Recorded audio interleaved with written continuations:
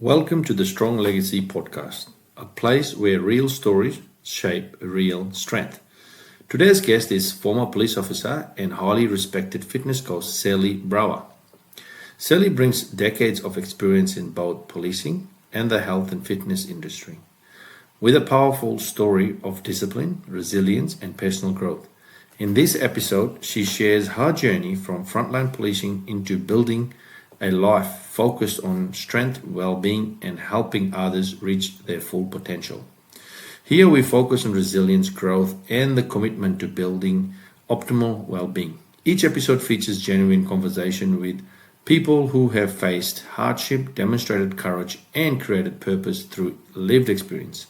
Our aim is to inspire you to strengthen your body, sharpen your mind, and steady your spirit as you pursue your own goal and legacy. Before we begin, a brief disclaimer. The views and the experience shared in this podcast are for general information and inspiration only. Nothing discussed should be taken as professional, medical, or legal advice. Please seek qualified guidance for matters relating to your health, well-being, or personal circumstance. The stories shared belong to each guest and may not reflect the views of the host or any organization. Listener discretion is advised, as some episodes may cover trauma, loss, or challenging life events. Thank you for being here. This is Strong Legacy Podcast, where strength is lived, learned, and passed on. Let's begin. I'll start with the thing, Sally. The introduction and the background is about, can you tell us about your journey from your time as a police officer to becoming a fitness business owner? Yep. So I joined the police in 98. I went down the Gold Coast. I only did a couple of years on the road. It was 3 years. And then I went to the academy, teaching fitness at the academy. I was there for 15 years and then left. I'd actually started my business, my online business, whilst I was at the academy. And then I had my kids, so I was on maternity leave. Back in those days, when I left, I didn't have the option, once the kids had reached school age, I didn't have the option of going part-time. I had to go full-time.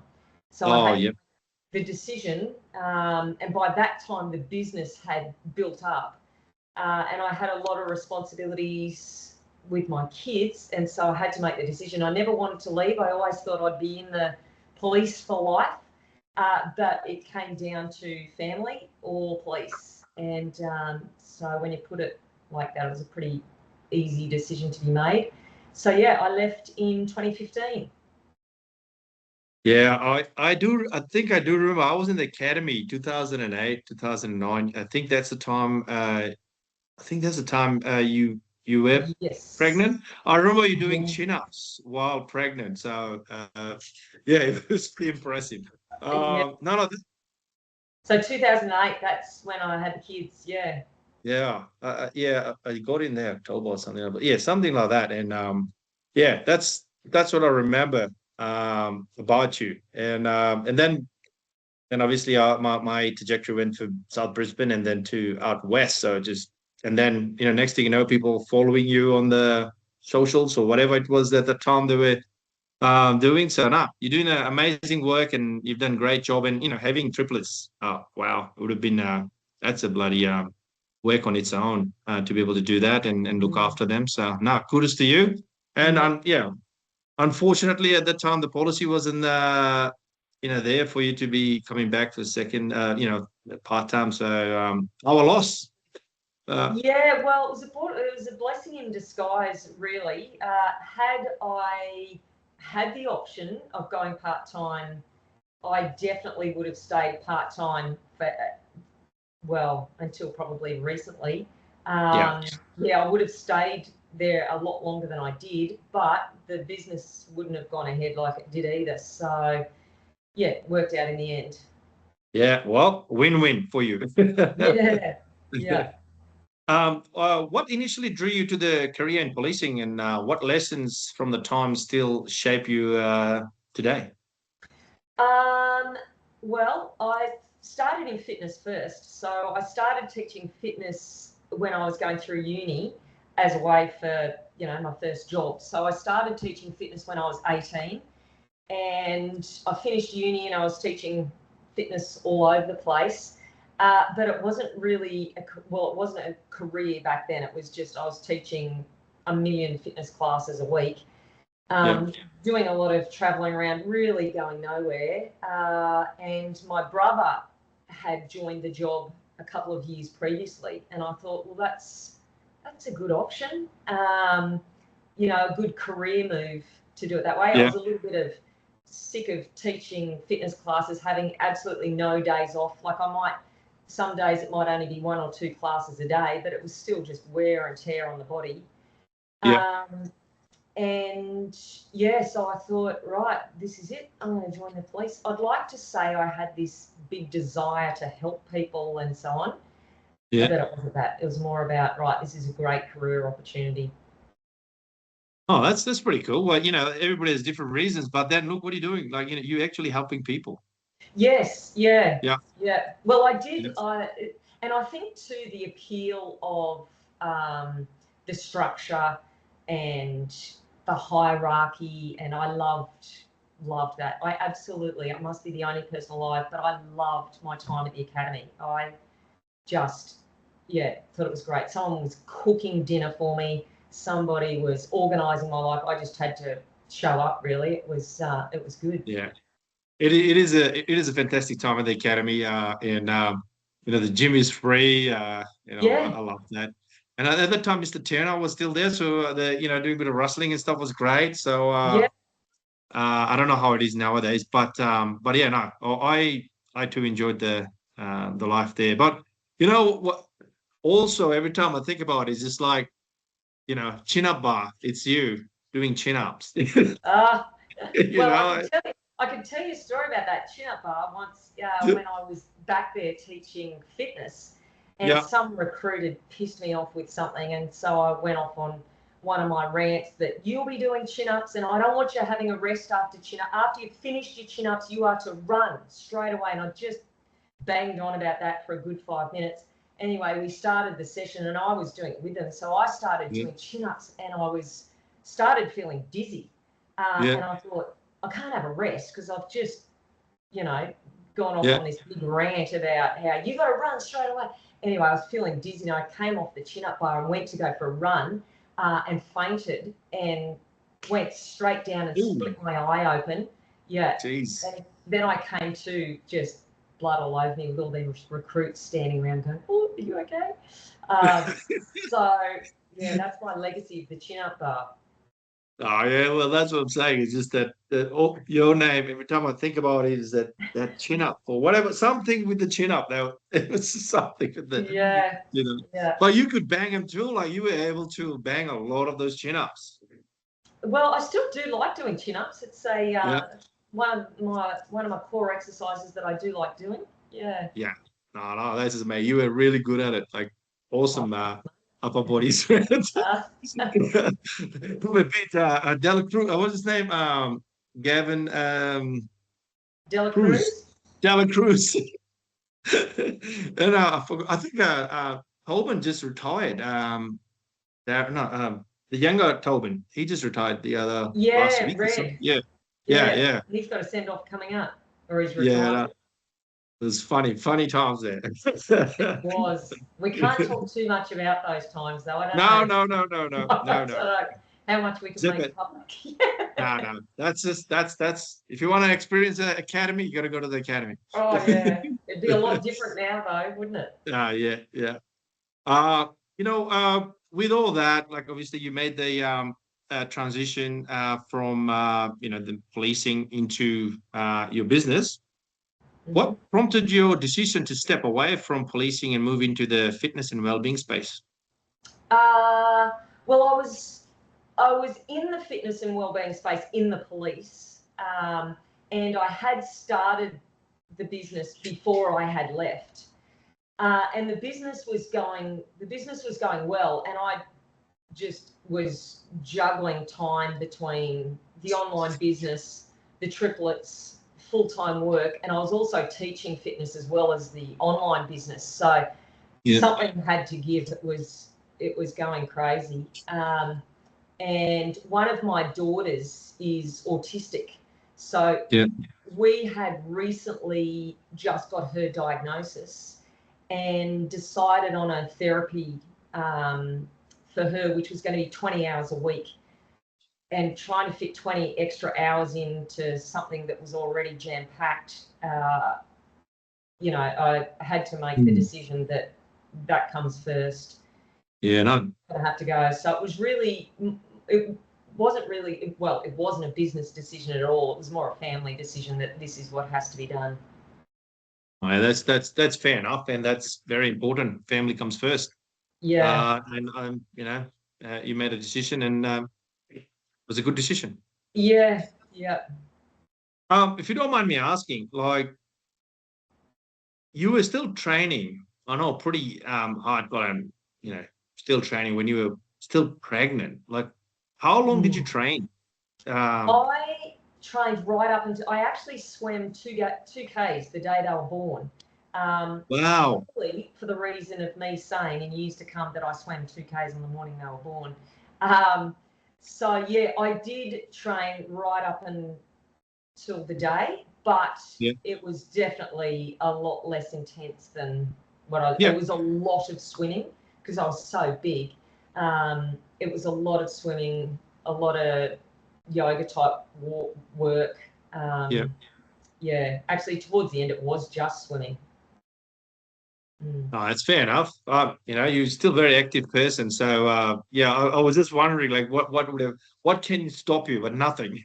Yeah, yeah. Well, that was it was because towards the end I was so bored. I couldn't Yeah. really do a lot. I was so bloody bored. So it gave me something to do. I played Scrabble and went swimming, really, Awesome. and read books. Yeah. So it was a break for me, really, getting out and doing something. Yeah. Plus, it gave me that little bit of fitness as well. Yeah, whatever keeps it going. I think that's a very important message there. What were the biggest challenges you faced during the transition, both professionally and personally? Um, I think I'll start with personally because it was the same time, or the kids were still very young, so I missed where I worked in PE. It was very social. It was very tight knit. There was always things going on. We all spent a lot of time together. So when I left, I did miss that a lot. I was used to seeing people every minute of the day. We had swim clubs, we had gym clubs. Like I always had someone to train with. So I did miss that. I missed the social connections, being at home all the time and with little kids. I really didn't have a lot of time seeing other adults. So that one was the big challenge personally. Professionally, just with starting a business, I had no idea. Even though it had already been running and it was doing well, I always knew that I had the safety net that if it failed, it didn't matter because I had my policing income and it really didn't matter. Yeah. So I didn't really care about decisions that I was making. I just thought I'd try this, try that. So professionally, I really had to start thinking about decisions I was making and taking a lot more caution about what I was doing. Oh yeah, that's really excellent, and a really good a thought process what you had. Like you had a good think about a lot of different things, and you had a lot of different things to think about too. So that's a good one. How did you manage identity shift and the purpose after leaving the service? Say the first part of that again, sorry. How did you manage identity Oh, shift? right. Yeah. Yeah, that's an interesting question because soon as you leave the police, you are like an ex-police officer. You're not part of the gang anymore. Yeah. And I still because my husband's still in the job. I'm Yeah. still getting stories, and we still talk about people in the job, and my brother and sister-in-law and nephew, then they're all in the job. So I still feel as though I do have that connection. Yes. But it does make you feel like a bit of an outsider. Yeah. And I do miss that. I really miss the camaraderie from it because I never did think I would leave. Yeah, I don't know if I struggled with it, but I certainly did miss it. Yeah. Mm. Yeah, it is a very different lifestyle. It is. Yeah. And just speaking with other police and, that dark sense of humour and, sometimes you're speaking to other people and, They don't you get it. say something, they'll kind of look at you and you think, oh, maybe I shouldn't have said that. Maybe you're not the right audience. Yeah. Oh, yeah. It's a weird one. Like, I've pretty much all my careers I've worked in the compounds. Like, say, being in remote areas, like indigenous communities and all these kind of places, and so you hang out with just police. Yeah, So and then suddenly, now I'm trying to hang out with the people outside the police a lot, and it's a yeah, different experience. Like, you just get pissed off because you're just sitting there and somebody just goes, ticket, revenue. It's like, oh man. And yeah, then you try to like go, and then you're like, what I'm doing? There's no point arguing with this person. Like, yeah, like it's yeah, just, but it's no fun for you. yeah, I want to talk about politics. I want to talk about, what's happening in Europe. I went for travel. I did this, and yeah, no, they just that bloody thing. Something's happening. So I understand. It's it's a different world. Like you get it. You get it. oh, Like you get yeah, it. When you're amongst police, you have a laugh about that same question. That same thing would be a different, and you'll have a more fun. yes, But, yeah. but And yeah, just I think the sense of humour thing too is, yeah, other it's police different. kind of just get it. Yeah. Yeah, anyway, the And it learning doesn't curve. matter where. Like you can go anywhere in the world with any kind of police. You're sitting down, you're having a chat, you're gonna have this amazing laugh about things. They get it and you get it. There's Yeah, no misunderstanding there. But when you're mixing with the civilian world, it's just something you have to. I think something that you have to get adjusted to. I think it's a different thing. But yeah, that's why I asked that question because yeah. it's a weird, weird thing. Um, in fitness, well-being, and mindset, how did fitness play a role in your own resilience while serving as a police officer?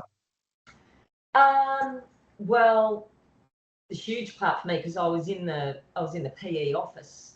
Yeah, I think in the very early days when I was out on the road, definitely it helped with, I was still training every single day. I'd, finish night work, I'd get into training and so on. It's just science just tells you you're going to be more resilient and be able to cope with stresses better the fitter and healthier you are. But definitely in my role as a physical skills instructor, um, teaching the other skills, you want to be able to show that you're competent and can practice what you preach, sort of thing. So I think yeah. in that side of things, it definitely helped. Yeah. Oh, yeah. That's a pretty good thing. In your experience, why is physical training so closely linked to mental strength and emotional well-being? Um, I think we all have stresses in our life. We're all going to have traumatic incidences. We're all going to have tragedies, hardships, and all the rest of it.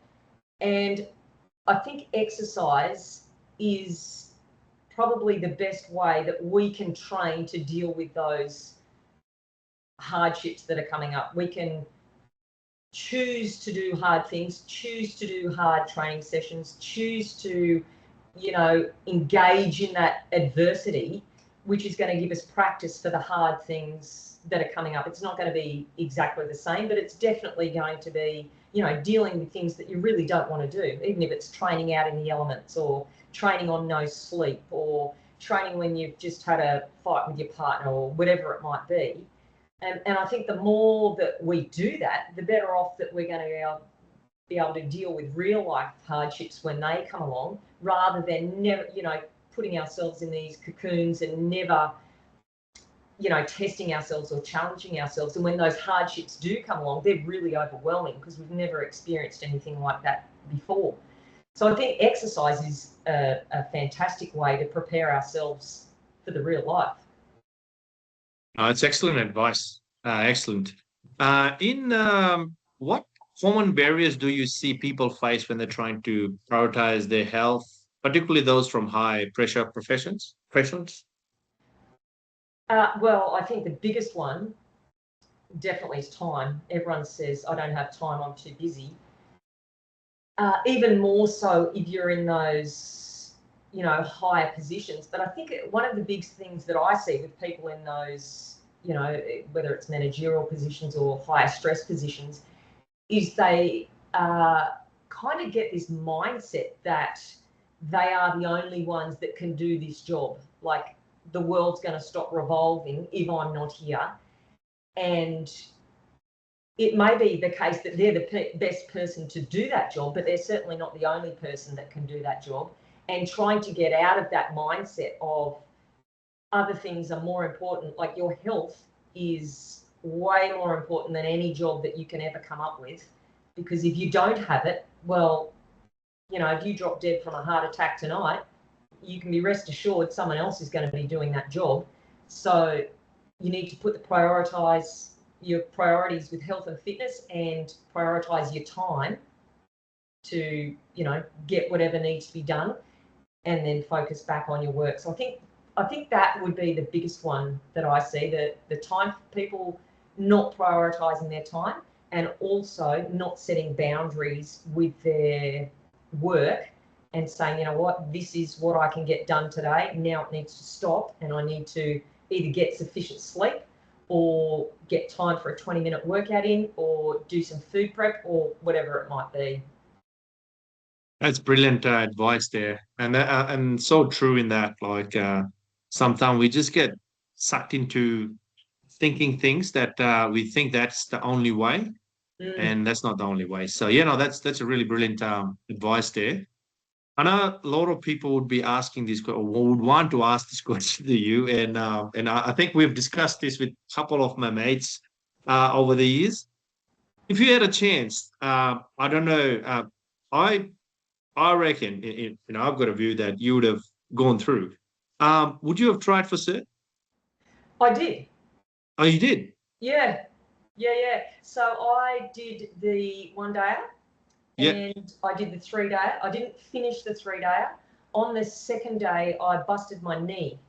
Oh. Yeah. So back then, now what year was this? This would have been, well, I was still operational, so this is probably 99 or 2000. And I was working at Surface, and it was all bloody night work. All we did was night work. And a couple of the boys in the station was like, we're going for SERT, and you got to go and do this 1-dayer. And back then I was just putting in for anything to get out of night work. So I said, right, I'll come do the 1-dayer. That'll get me 1 day off night work. Yeah. And then I thought, I better actually do a bit of serious training. Anyway, so I did the 1-dayer. I think at that stage I was the only female that had passed the 1-dayer. And then it went to shit because there was a big uproar about, oh my God, this girl's going on the 3-dayer. We've never had a girl on the 3-dayer. We need to change things. And the SERT guys, my brother was in SERT at the time, and they were all excellent.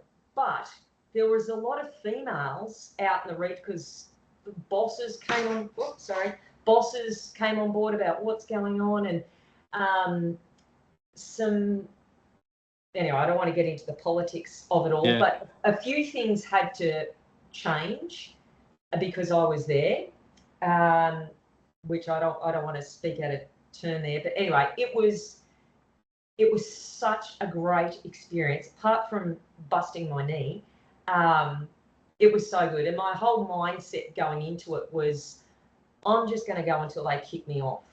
Like, I didn't have kids back then, so I was like, you know what, they can they can absolutely do whatever, but I'm not quitting until they kick me off. And so I went on there, and within like 10 minutes, I'm like, oh God, I hope they kick me off. It was just hell.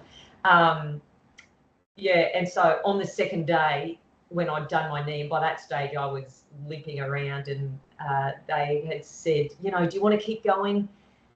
And I was like, yes, thinking, why don't you just kick me off? Just kick me off. It would just make life easier. Anyway, they let me go for a couple more hours, and then they said, no, you're gone. I was thinking, thank God, that was just horrendous. But so great, such a great experience.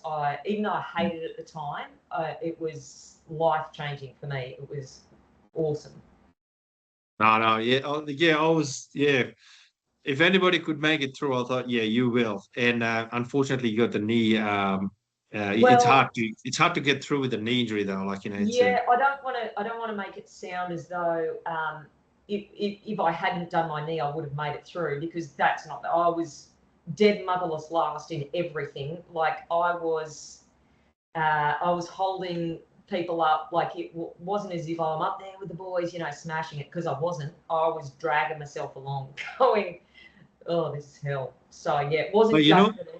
I was lucky that I injured my knee, so then they would kick me off, I think. Well, the good thing is you gave it a go. I gave it a go, and I must say, like, so many blokes were pulling out before me, and I was there going, what are you doing? Look at me. Yeah. Like, look at me. I'm last in everything. I'm freaking hopeless, and I'm still here. Just stay. But anyway. But you know what? It takes a lot of courage to get in there and do it. So and kudos to you for pushing through. Well, so thanks, mate. Yeah. I've got two more days off, not having to do night work in surface, so it achieved its purpose.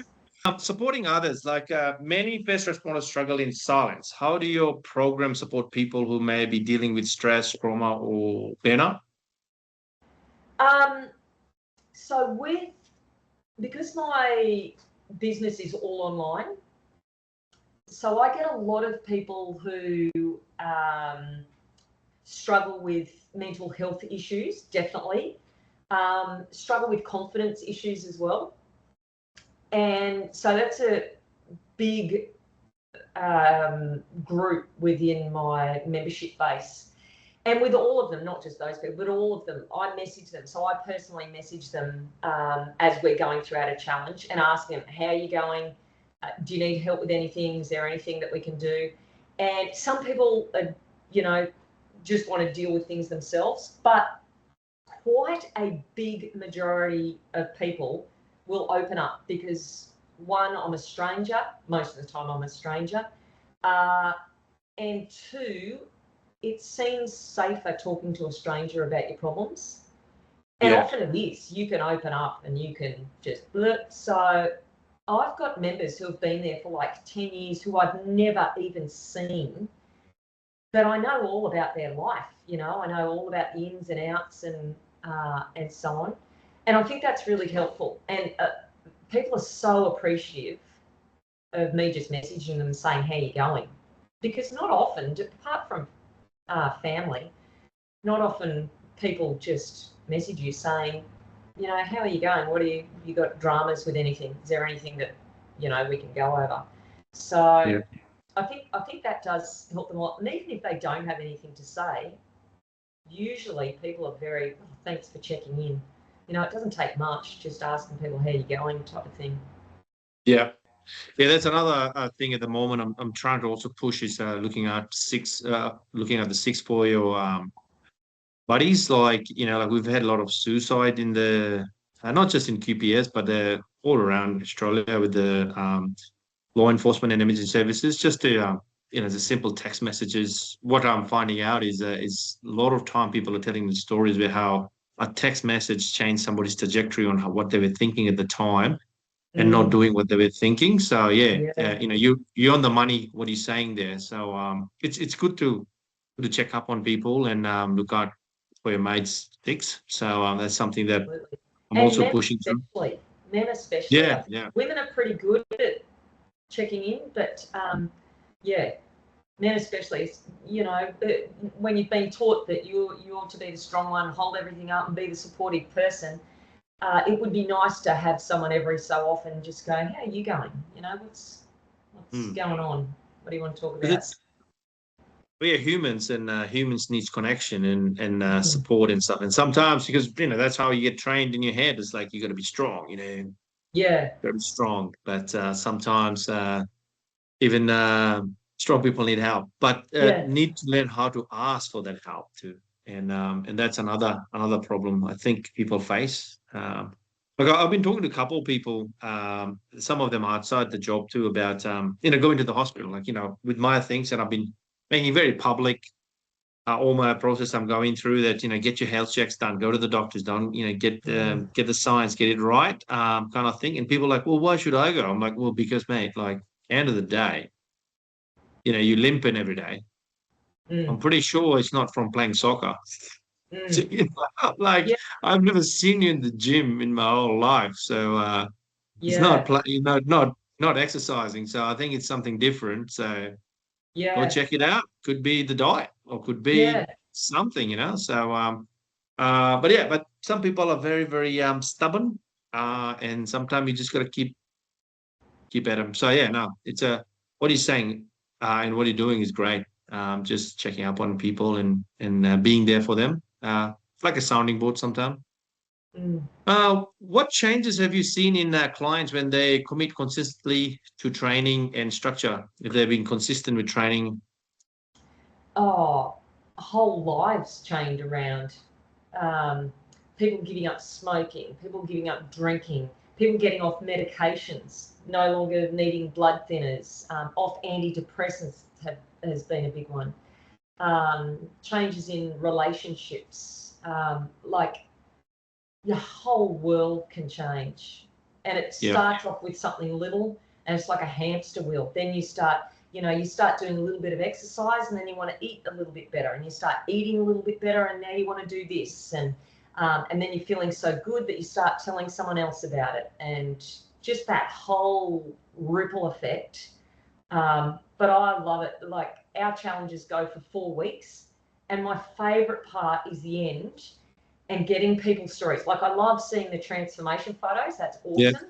But I really love, when they say, oh my God, I feel so different. Like, my kids are in the gym with me. It's been, my daughter hasn't spoken to me for 2 years, and now we're training together, and, little things like that. And you think, that's the impact. That's amazing. Yeah, it's really awesome. Really great job to have, getting feedback like that. No, and again, it's a very honest thing. And when people lives change, and you're not in the police now, but you're still helping people. And I believe it. I know, like, John F. Kennedy was trying that in America, trying to introduce fitness and health and good nutrition in schools and stuff back in the day. The philosophy behind it all is that if people are healthy, there's less strain on the society and the government. At the same time, I firmly believe if people are fit and healthy, there'll be less crime, I think. That's just the thing, Absolutely. It changed the whole world. It would, when people feel better about themselves, they're like less likely to be aggressive to others. It just really does have that ripple effect. If I was dictator, Ahmet, this is what I would be doing. This is my grand plan. Yeah, I reckon it'll be a good plan, because you know what? Who won't want less crime? Yeah, so I'll sign you up. Yeah, I'll be there. Vote for me. Flying the flag. How important is accountability and community like accountability for what they do, and the community around it in achieving sustainable well-being? Well, it absolutely, definitely makes things easier. Like the whole, it takes a village to raise a child type of thing. Definitely, if you've got people who are celebrating with you, people who are cheering you on, people that you can share hardships with, definitely makes it easier. You see organisations like Parkrun and how great that has been, getting people in and getting people moving from all different, shapes and sizes and backgrounds. So absolutely, it makes the whole health and fitness gig easier for them. At the same time, I don't think we should be 100% dependent on it either. I think everyone needs the ability to stand on their own 2 feet, and when the world is falling apart around you, you can still say, right, I'm still getting out and lifting some weights, or I'm still going to choose this healthy option. So definitely makes it easy, but I don't think we should be depending on it either. Yeah, I think it's important to start with. Like, somebody said, is the discipline or motivation, and sometimes you need the motivation to get into discipline. But if you have a discipline, then, you'll do things because you're disciplined to doing it. But some people need the motivation to get into discipline. But having a community then and just build somebody's confidence, so then they can get out on the world and stand up on their own feet. So, yeah, again, you're right. You just don't, like when COVID happened, right? You couldn't go to the gym. You couldn't go anywhere to start with. There was all this thing. You had to stay at home and do stuff, start doing push-ups again. Yeah, that's exactly right. And some people sat back and went, well, I can't go to the gym. I'll just eat chocolate and drink wine. And some people said, well, I've got to make the most of what I've got, and doing push-ups and star jumps in their living room and using that as a challenge of going, right, this is, I don't forget how long we were locked up for, but however long, this is what I'm going to achieve in this amount of time. So, and saying that, some people are genetically wired, I think, to, like, I'm not saying it can't be taught, because it absolutely can be, but it is easier for some people to have that mindset, and some people have to work a lot harder to get it. And that is true too. And those people just need to work extra hard. Yeah, that's the thing. We've all got gifts, and we've challenges, all got weaknesses that we have to work at as well. So that's just that's how it is. Yeah, that's how it is. And strong and values. So, what does strong means to you in the context of fitness, mindset, and life? Strong as far as fitness goes, for me, I think strong means you can lift your own body weight, you can push your own body weight, you can pull your own body weight. I'm very much the mindset of strength to body weight ratio should be good. As far as, what was the other one? There was fitness, mindset. Mindset and in life. And in life. And I think in mindset, what we were talking about before, that you have the ability to stand alone and with the mindset of, I will be able to handle this, even when things are not going well at all, and you don't have to rely on anyone else. Like, if someone else is there to help you out, that's a bonus, that's great. But if they're not, that you can say, you know what, if worse comes to worse, I'm still going to be able to do this. Actually, an excellent book with that motto in it is Man's Search for Meaning. Have you read that? What is it called? Man's Search for Meaning by Viktor Frankl. If you haven't read it, no, I haven't. Oh, you got to read it. He's a psychiatrist that was locked up in Auschwitz. Okay. Yeah, that'll be interesting. Brilliant book. But he lost everything. He lost his whole family, like everyone's murdered and so on. And just his mindset that they can take everything away from me, but they can't take my mind. I can rebuild, because I've got myself, basically. Yeah. I've gone off on a tangent there. But anyway, brilliant book. No, you're right. And as far as life goes,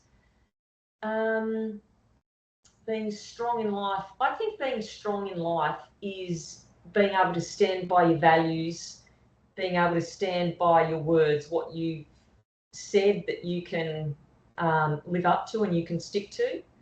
I think that would be my definition of strength in life. No, that's excellent. That's really good. Like I said, it's no right or wrong answer. It's just basically what comes to mind on that. So no, that's, I think, pretty good. Good values in there. What core values guide your train? training and coaching and leading others? I think one is to be a good role model. Yep. Practicing what you preach rather than, do as I say, not as I do. So being a good role model, I think being positive and enthusiastic would be two more. And being reliable, I think, is a good one. And I am a stickler for time. I can't stand lateness, people being late. I think that's, just shows respect for others' time and for your own boundaries as well. That's so true there. Time is valued, and you have to be respectful to that. With challenges and growth, can you share a moment of self-doubt or setback in your journey and what it taught you? Yes, hang on a sec. Hey, I'm just in a meeting. Sorry, kids have arrived home at school. There'll be two more of those coming through soon. So, sorry, can you repeat that question? Share a moment of self-doubt. Yeah, self-doubt or setback in your journey and what it taught you. Yeah. There has been many, business-wise. Once, a couple of years ago, so I was teaching at a place. I had a contract to provide a fitness program, which was brought in quite a significant part of my income. And we did have a contract in place initially, and then management left, and I still kept on doing this program. However, there wasn't a specific contract for the following years. Yeah. And one day I turned up to teach one of the classes. I had other instructors doing things, and I've turned up to teach this last one of the year, and I've gone in and the whole gym was demolished. So there was no gym there anymore. And I've turned up going, what's going on? Anyway, I've contacted my person, and they've said, oh, sorry, we're doing a big gym refurbishment. So it's not on today. And I've gone, oh, okay, how long's this going to get taken to do? Probably over the summer holidays. I'm going, rightio. Anyway, the next year, so we're supposed to start in a week. No, nothing was finished, and there was going to be no more program for the rest of indefinitely. That was it, shut down indefinitely. And I'm thinking, well, I've just banked, a good quarter of my wage. Plus, I had these other instructors. Some of them were single mums who were depending on this income. So that was a big setback. And it definitely taught me, one, that it's very valuable to have a diverse income stream, which I was lucky enough I was doing the online stuff, so that was all right. But two, it also really taught me that business is very different from friendships. And even though things may be going great today, like anything can change overnight. And I think that's another big thing that I miss from the police, that no matter what happens, I'm getting my pay every fortnight. Like, it is guaranteed. I get my sick pay, I get maternity pay, I get this pay, it's all good. Whereas business, it's like you got to be have backup plans ready to go. On the money. Yeah. No, that's a big one. That's a big one. How do you stay motivated and disciplined when business or life becomes demanding? I think I'm a pretty motivated person, but I'm definitely not motivated all the time. But I am very disciplined, and I don't rely on my motivation at all. I think discipline is just it's such a reliable best friend to have, that you don't have to make decisions. I just know that I get up in the morning and this is what I do. I don't have to make a decision because I do this every single day, and I go and work out. And sometimes the workouts are great, and sometimes the workouts are pathetic. But whatever, it gets done. So I think just having structure and routine makes discipline really, really easy. And the motivation part is just, hanging around inspirational people, motivating people, being really mindful. Like, I don't watch any television.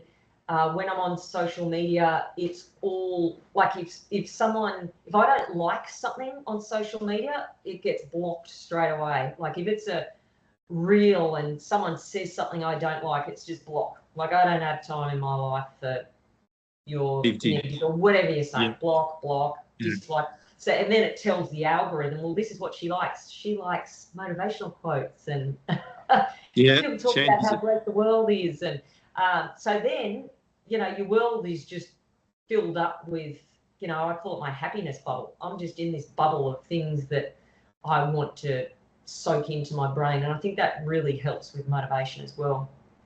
Oh, that's such a true thing to say. And yeah, I love discipline because, going back to academy when before that, when I was fighting professionally and stuff, it was the discipline, it was, this time, 5 o'clock in the morning, you got to be in the gym. If you're 1 minute late, holy gal, you're going to be getting creamed. So who's doing another 5K run or, just getting belted. So, and then doing 3 times a day training, it was all sort of done. And it doesn't matter. The training's on, whether it's rain, hail, or shine. You don't show up, your funeral. I loved it. And same thing in the academy was the same thing. You have to be there or you have to put a report in. I did a couple of reports, I think. Oh, did you? You're one of those well, one time my shoes out, there was a grass on my bloody my shoes. And then one day I was during the class time, I was in the gym pumping weights, and the superintendent was training right next to me. So he goes, wait, which station you guys? I'm like, oh no, I'm just a recruit here. Well, what are you doing? 10 o'clock, 10 o'clock. Yeah, I'm like, oh, just done all my study, so just doing some exercise. So next thing you know, the sergeant has a talk with us and needs a report about why you were not studying. Oh, really? God, you should have written that one. You should have said I was looking after my health and fitness, which is more important. Well, anyway, it was not a big, you just have to go with the motion, and you just got to make sure you do things. But it was good fun. No, I love discipline. With legacy and advice, what impact do you hope your work has on those who come through your programs? I think that leaving the legacy of people being happier, people being healthier, and people inspiring others as well. I do have this theory that you teach the women how to look after themselves, they'll teach the children, they'll teach the family. It'll have that ripple effect. So hopefully that is what I would like to leave, that we're leaving the world in a better place, one little person at a time. Excellent. That is a very good legacy to leave behind. What advice would you? Sorry, I said hopefully. Yeah, that's what's happening. It is. What advice would you give to police officers or first responders considering a transition into a new career? First, I would say to save up your leave and take that like at half pay or even leave without pay, so you've got that safety net, which is really a no-brainer, isn't it, to do that? And then I would say to understand that it's not going to be easy sailing, and think about what you're really willing to sacrifice, because there's going to be a lot of times when you're going to question yourself, my God, is it all worth it? And what are you willing to put into it? And I think if you've got the mindset that you will do anything to make this work, then it's going to work. Like if you'll try something that might not work, you may pivot and do something else. But if you really want this idea or this business to succeed, you'll find a way to make it work. And I think of it as that, if your kid's life depended on it, you're going to find a way to make it work. It'll work. Yeah. So if you have that mindset that I will do anything, then it's going to succeed. But if you're the mindset like I hope it works, well, you're going to get a hardship and you're going to go, well, I knew that wasn't for me. Yeah. Oh, that's excellent advice. And on police officers or emergency service workers, mainly police officers who are struggling at the moment with obviously health and fitness side of things, what advice would you give them?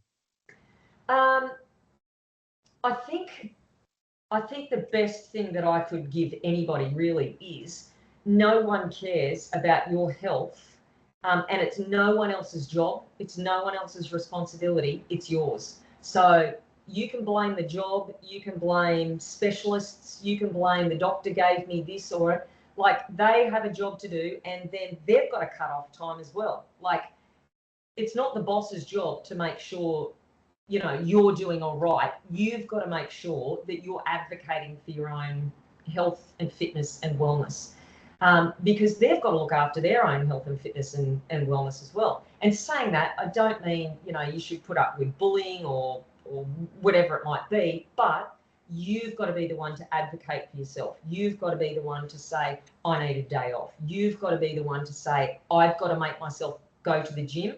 It's not my boss's job to make sure that there's a gym close by available for me, type of thing. So I think once you get that mindset of it's my problem, I've got to do something about it, and then go out and ask for help. There's a lot of help out there, but you've got to be the one to ask for it. Don't wait for someone to come to you saying, you look like you've put on weight, let's start a program. You've got to be the one to say, I've put on weight, it's affecting my health. Who can help me out? I'm willing to put in the work. So yeah, I think take that first step, ask for help, sign up for whatever it might be, and then just do the best you possibly can. No one's expecting you to be an elite athlete or to solve all your problems in a day, but one little step is all you have to do. Yeah, that's a very brilliant advice there, because ownership is the key here.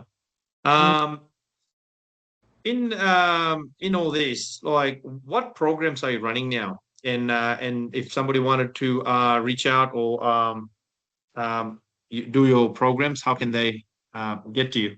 Yeah, so my programs are specifically for women 40 plus.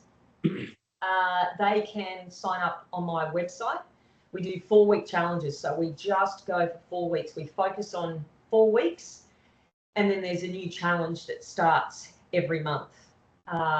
So the goal being that I wanted something simple, really basic recipes that people can do, and knowing that it's just going to be for 4 weeks, and then we start with something fresh after that, rather than thinking I've got to do this for 3 months or I've got to do this for 6 months. It's just 4 weeks. And that's when we, like I was talking about before with our hamster wheel, we start those steps, and once you start getting the momentum going, it definitely becomes easier after that. So it's a lot more science-based for women in perimenopause and menopause. So it's all specifically around timing of nutrition, what nutrition they should be having, and a lot of strength focus in there as well.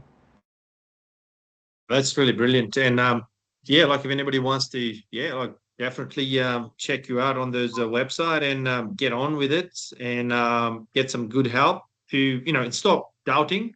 But biggest thing starts from you, like as a person. If you want to make those changes, it starts from you. And if you, like no amount of programs and stuff can help you if you don't make those changes. Like,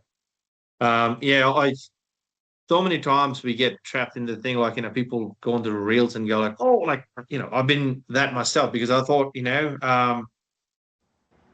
a lot of work on the desk now, like, and I can't train 3 times a day anymore. So just doing, 1 hour training in the afternoon, and the movement is, having less movement during the day. So obviously you got to adjust the food, but, like, oh yeah, keto, I'm not, going after keto, don't come at me, people, but Well, the experience with the keto is like, you'll get, lose weight and stuff, but it depends what you're doing. Like, I went and did wrestling and stuff. It just didn't have the energy to what I used to do. Yeah. It's different. You need energy. So, Yeah. so again, choosing the right nutrition and at the same time, right training for right purpose is so important. So now, I Yeah. totally get all your advice you're giving has given, and thank you for sharing your journey and your story. Yeah, it's been great having you here, and hope in future you'll come and sort of I'll try to set up some uh like a panel one time to bring different people in there to just talk about this kind of stuff, so that more officers and stuff has access to this, and not just only that, but also general public, which families, like officers' families and stuff. They're also civilians. They don't have to go and do police work, but they're still in the family, and they need help too. So now, Yeah. yeah, thank you for coming on. Any last messages and stuff you wanted to leave? No, I think policing definitely makes it, night shift in particular, definitely makes it a lot harder. So I'm not saying that we're all on a level playing field here. Obviously, when I'm working doing fitness and I'm working in this space, it's a lot easier for me to fit things in during the day. Saying that, it is absolutely achievable for someone who's on night work and dealing with a high stress job to definitely make some healthy improvements in their life. And in my opinion, that should be our priorities, to look after ourselves, our own health first, and then whatever else, whatever other your priorities are after that. Oh, that's a really good advice. And yeah, thank you very much. And we'll talk soon. Yeah, sounds good. Thank you for having me.